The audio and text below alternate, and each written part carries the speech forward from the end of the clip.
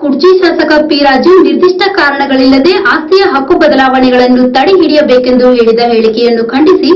ನ್ಯಾಯವಾದಿಗಳ ಸಂಘದ ಸದಸ್ಯರು ಪ್ರತಿಭಟನೆ ನಡೆಸಿದರು. ದಿನಪತ್ರಿಕೆಯೊಂದರಲ್ಲಿ ಕುರ್ಚಿ ಶಾಸಕ ಪಿ ರಾಜು ಅವರು ನ್ಯಾಯಾಲಯಗಳಲ್ಲಿ ಆದ ತೀರ್ಪು ಮತ್ತು ಆದೇಶಗಳನ್ವಯ ಆಸ್ತಿಗಳ ಹಕ್ಕು ಬದಲಾವಣೆಗಳನ್ನು ನಿರ್ದಿಷ್ಟ ಕಾರಣಗಳಿಲ್ಲದೆ ತಡೆ ಹಿಡಿಯಬೇಕೆಂದು ಹೇಳಿರುವ ಹೇಳಿಕೆಯನ್ನು ಖಂಡಿಸಿ ಮಂಗಳವಾರ ರಾಯಬಾಗ್ ವಕೀಲರ ಸಂಘದ ಎಲ್ಲ ವಕೀಲರು ಕೋರ್ಟ್ ಕಲಾಪಗಳನ್ನು ಬಹಿಷ್ಕರಿಸಿ ಪಟ್ಟಣದ ಅಬಾಜಿ ಸರ್ಕಲ್ ಬಳಿ ಮಾನವ ಸರಪಳಿ ನಿರ್ಮಿಸಿ ಟೈರ್ಗಳಿಗೆ ಬೆಂಕಿ ಹಚ್ಚಿ ಪ್ರತಿಭಟನೆ ನಡೆಸಿದರು.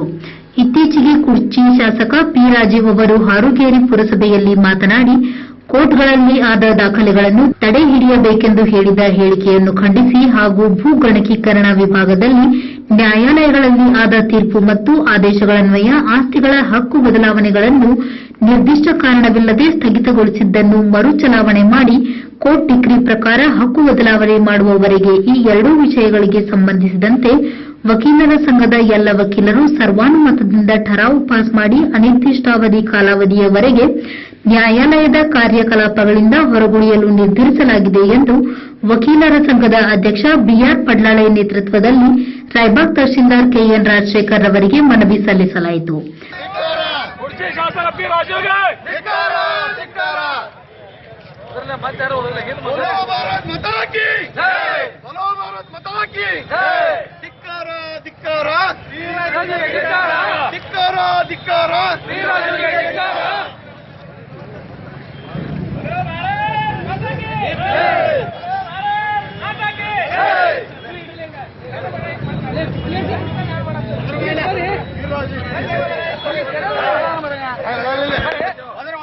ಈ ಸಂದರ್ಭದಲ್ಲಿ ವಕೀಲರ ಸಂಘದ ಉಪಾಧ್ಯಕ್ಷ ಆರ್ಎಸ್ ಕಳ್ಳಿಗುದ್ದಿ, ಕಾರ್ಯದರ್ಶಿ ಎಆರ್ ಕೋಟಿವಾಲೆ,